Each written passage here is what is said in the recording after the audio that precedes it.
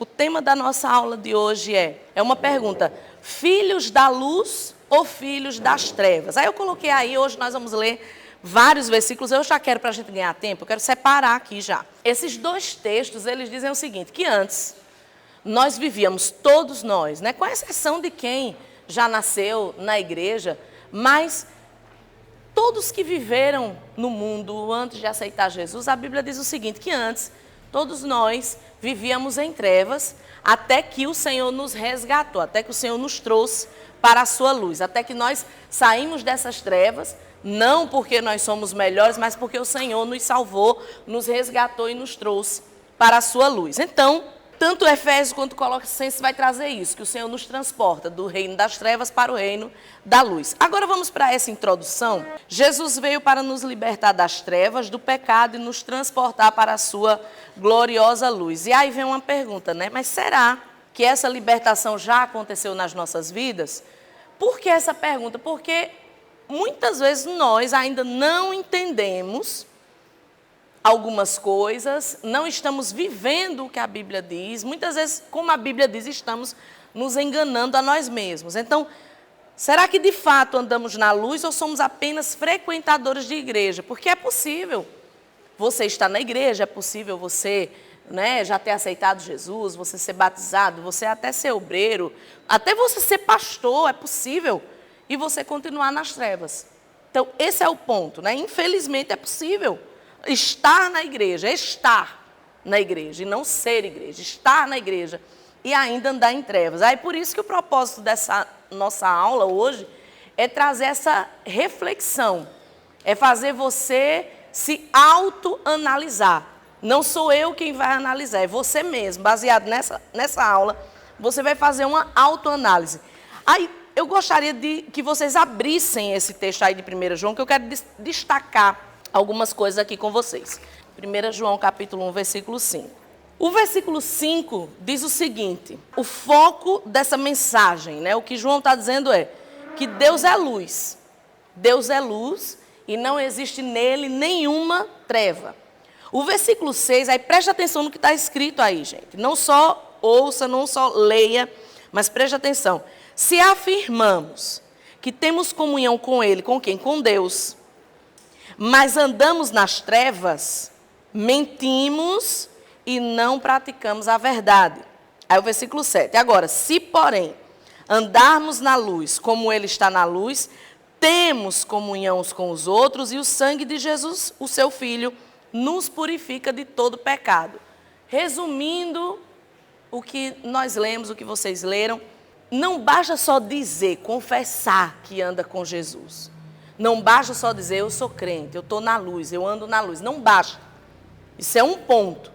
Você precisa ter os frutos dessa caminhada. Aí o texto segue dizendo, se nós afirmamos que temos comunhão com Deus, sou filho de Deus, sou servo de Deus, e ainda andamos em trevas, logo nós não estamos praticando a verdade. A gente fala, mas a gente não está praticando a verdade. Aí ele diz, se o contrário acontece, se nós andamos na luz, aí ele coloca um ponto aí chave. Se nós andamos na luz e se nós temos comunhão uns com os outros, o sangue de Jesus nos purifica de todo pecado. Então, o sangue de Jesus só nos purifica de todo pecado se nós andarmos na luz e se nós tivermos comunhão uns com os outros. Guarde isso, isso é fundamental. Características dos filhos das trevas. Nós vamos ver em outras aulas as características dos filhos da luz. E aqui eu selecionei apenas algumas características dos filhos das trevas, para que você se analise e perceba, eu sou filho da luz ou das trevas? Porque é a pergunta da aula de hoje. Eu quero só abrir esse parênteses aqui. Nós não estamos falando do povo do mundo, tá? Não é só eles, porque a gente tem mania muitas vezes de porque está na igreja, né? Ah, eu estou na igreja, eu sou filho da luz e quem está fora da igreja é filho das trevas. Isso é uma coisa meio óbvia, mas eu quero que você analise, porque pode ser que alguém esteja na igreja e também seja tão trevas quanto quem está lá fora.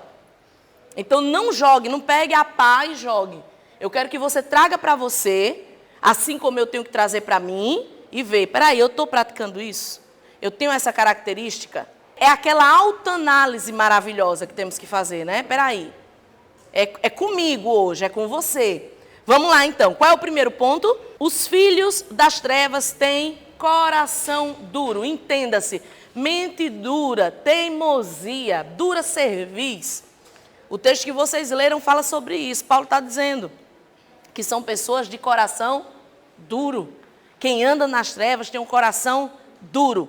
Seguindo o texto, são teimosos e insensíveis, são donos da razão e nunca dão espaço para o Espírito Santo trabalhar em suas vidas. É o que está escrito no texto que vocês leram aí de Efésios. Olha o que diz o texto, a primeira parte aí, capítulo 4, versículo 17, que é que está dizendo? Que não vivam mais como os gentios, que vivem como? Na inutilidade ou na dureza dos seus pensamentos. Aí diz, eles estão obscurecidos de entendimento, separados da vida de Deus. São essas características que nós acabamos de ler aí. Então, coração duro. Quando você está na igreja, quando você professa que você é crente em Jesus, mas você tem o coração duro, o que é o coração duro? É o teimoso, é o que não muda, é o que diz, eu sou assim mesmo, esse é o meu jeito. Eu quero dar uma triste notícia para você. Você ainda anda em trevas. Você ainda não se converteu de verdade. O coração do filho da luz, ele é quebrantado. A Bíblia nos mostra isso, que Deus está perto de quem tem o coração quebrantado, não de quem tem o coração duro. Todo o castigo de Deus veio sobre o povo de coração duro. Volto a dizer, coração, mente, dura cerviz, testa dura. E muitas vezes nós estamos na igreja dessa forma.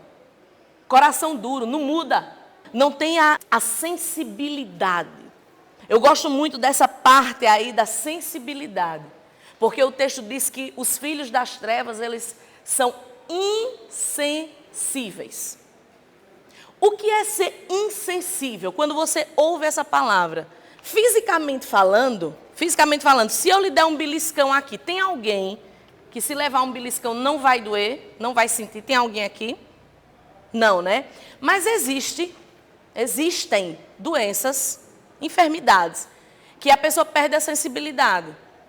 Às vezes a pessoa toca, tem até uma muito conhecida, chamada hanseníase, né, que é a lepra mais moderna porque hoje a lepra é uma doença mais controlada do que antigamente, que era uma coisa muito triste. Então a hanseníase, aquela mancha da hanseníase, se tocar ali, não tem sensibilidade. É um dos sintomas, né, que os médicos... eu acho que vocês já assistiram propagandas sobre, olha, se surgir uma manchinha no seu corpo e você tocar nela e não sentir, procura o médico, alguma coisa assim. Porque essa é uma das doenças que dá essa insensibilidade. Por exemplo, você conhece alguém que toma um café quente pelando, como se estivesse tomando uma coca gelada? Eu conheço algumas pessoas assim. Por quê? Tipo, se eu tomar uma coisa muito quente, queima minha língua. Queima minha língua, sim ou não? Alguém aqui tem esse... né? É o normal, né? Vai queimar. Por quê? Porque a língua é muito sensível. Quem tem sensibilidade nos dentes? Eu tenho sensibilidade nos dentes. A gente tem que usar até o correto seria, né, Caim? O correto seria a gente usar um creme dental para essa sensibilidade. Então, quer dizer, qualquer coisa que toca... eu lembro que eu já fiz clareamento dental 2 vezes. É assim, o resultado é maravilhoso, mas eu odeio o processo. O processo é horrível, dói muito.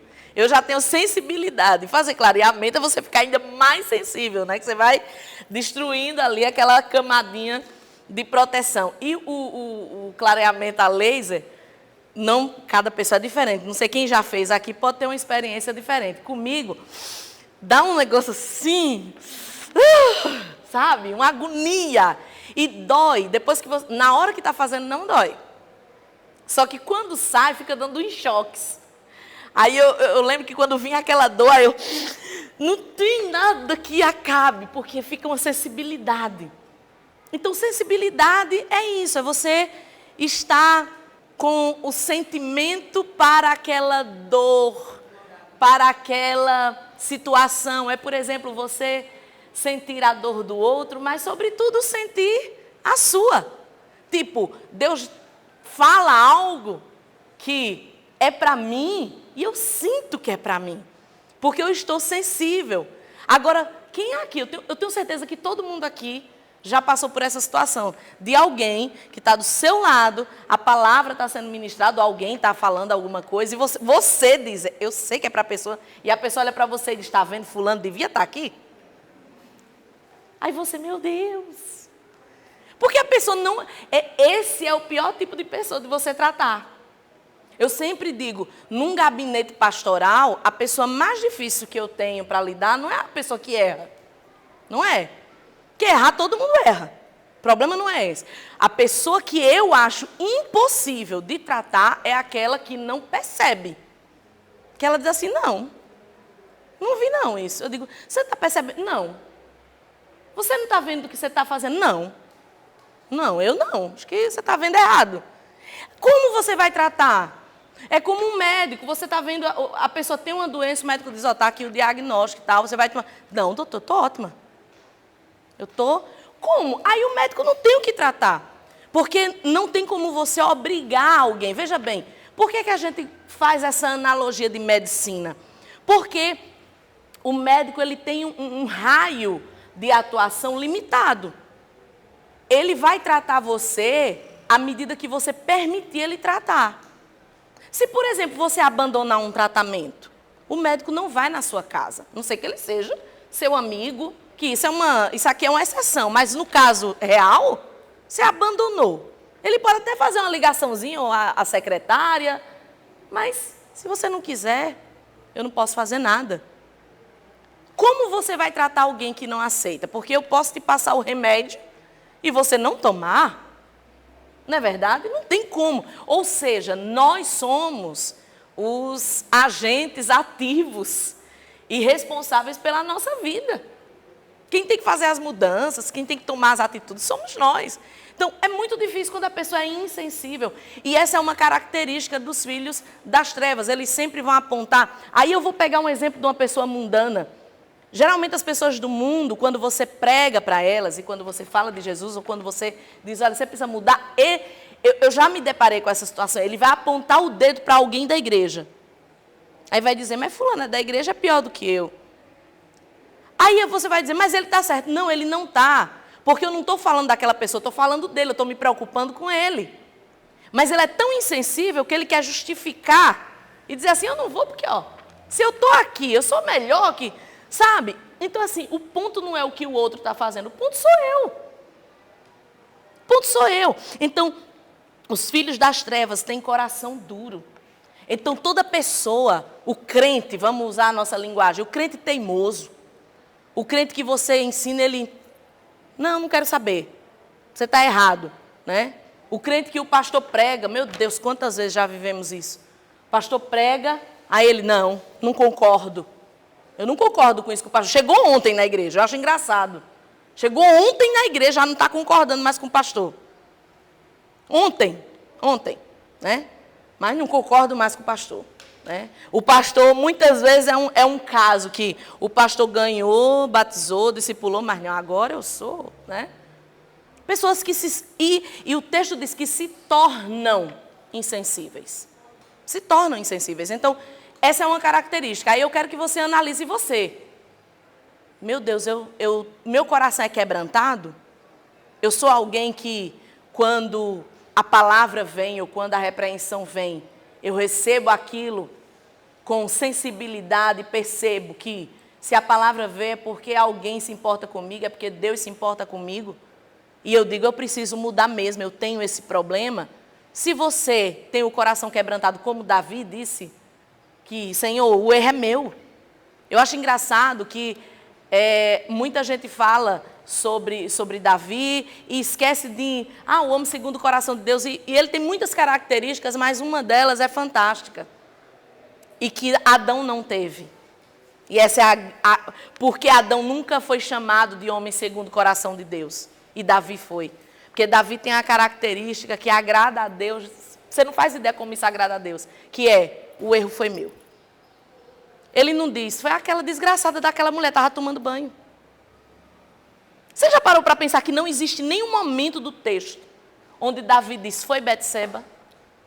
Olha, Deus, eu matei, porque o senhor sabe, né? O senhor sabe, mulherão daquele, dando sopa. Eu estou no meu lugar, porque, gente, vamos analisar a cena? Ele está no palácio e ele vela no outro tomando banho. Se fosse os crentes de hoje, o povo de hoje em dia, dizer, eu estava no meu lugar. E ela me provocou. Engraçado que quando o profeta mete o dedo na cara dele, ele diz, foi eu mesmo. Ele nem menciona ela. Ele nem menciona, porque você pode aqui conjecturar. Eu posso conjecturar que diabo essa mulher estava fazendo tomando esse banho. Eu tenho para mim, como diz a história, que ela queria muito Davi. Eu tenho para mim que não foi um acaso. Parece que foi um bom estratégia. Eu acho. Eu não posso afirmar, mas é a minha ideia. Quem não quer ser a mulher do rei? Quem não quer ser mais uma do rei? Né? Então, eu acho que havia já um desejo. E mulher, quando quer, não estou afirmando, volto a dizer, eu posso conjecturar. Eu acho. Agora, o que eu vejo de real é um homem que assumiu o seu erro. Fui eu mesmo. Ele errou sozinho, gente? Não. Mas ele não diz assim, ó, foi a mulher, foi Eva. Foi a serpente. Não, ele disse, eu pequei. Então você entende a diferença aí dos filhos das trevas e dos filhos da luz? Essa é a primeira. O filho da luz, ele vai dizer, eu errei mesmo. Essa palavra é para mim. Essa correção é para mim. Essa repreensão é para mim. Eu errei mesmo, eu caí aqui mesmo. E o que é que eu posso fazer para me levantar? Esse é o filho da luz. Porque entenda, filho da luz não é perfeito, tá? Que é isso que muita gente confunde. Ah, o crente é o perfeito. Não, isso não existe. Agora, o filho da luz, ele se preocupa em andar na luz. Ele não quer ficar ali, ele cai, mas ele se levanta. Agora, o filho das trevas, não. Foi ela, foi ele. A gente riu esses dias. A Micaele foi com o pastor para Arapiraca. Aí, estava tudo combinado que o Felipe ia também. Aí, só que o Felipe estava meio assim, a Micaele foi. Aí disse assim, você vai ou não? Aí ele, me traga, se você me trouxer uma fine, aquelas jujuba, né? Traga uma fine. Aí, eu não vou não. Ele não estava afim de ir, não vou não. Aí a gente foi, quando chegaram em Arapiraca, encontraram Marcelino e Denis, né? Aí ficaram lá os quatro, o pastor Micael, Marcelino e o Denis, e passaram o dia. Aí quando chegou em casa, aí Felipe, sabe quem estava lá, passou o dia com a gente, assistiu o filme? Marcelino e o Denis. Aí, eu deveria ter ido, não sei o quê. Aí a gente começou a dizer, você se vendeu. Não, ele disse primeiro que eu comprei. Não, eu disse, você se vendeu por uma fina. Aí ele, mas foi a Micaele que me comprou. A Micaela, eu digo, não, você se vendeu. Ele, não. Aí foi muito engraçado que ele disse assim, não, eu só me vendi porque me compraram. Eu amei. Eu só me vendi porque me compraram, ou seja, aí eu disse, essa sua... Só porque, olha, eu me vendi, mas foi porque me compraram, né? Ou seja, o errado foi Micaele que comprou. Mas é o seguinte, a gente está falando o quê? De um junior, de um adolescente, né? De uma criança. Agora, quando a gente traz para a vida adulta, isso não pode acontecer. A criança é normal. Quem foi? Foi o cachorro. Gente, criança, ela bota a culpa no brinquedo. Quem foi que... Eu digo porque já criei criança, eu já convivi. É ou não é? Pega, quem derrubou isso aqui? Foi a boneca. Quem riscou isso aqui na parede? Foi o cachorro. Eles vão colocar a culpa, porque é criança. Ela não tem esse senso. Agora a gente está falando aqui de adultos, né? De pessoas que raciocinam, que já entendem o que é ter responsabilidade pessoal. Então, veja bem, esse é o primeiro ponto. Você e eu, nós precisamos nos analisar. Peraí, como é meu coração? Como é a minha mente? Eu sou fácil Eu sou uma pessoa ensinável? Eu sou uma pessoa fácil de ser repreendida? Eu sou uma pessoa que busca mudança? Esse é um ponto para você refletir. Vamos para o segundo?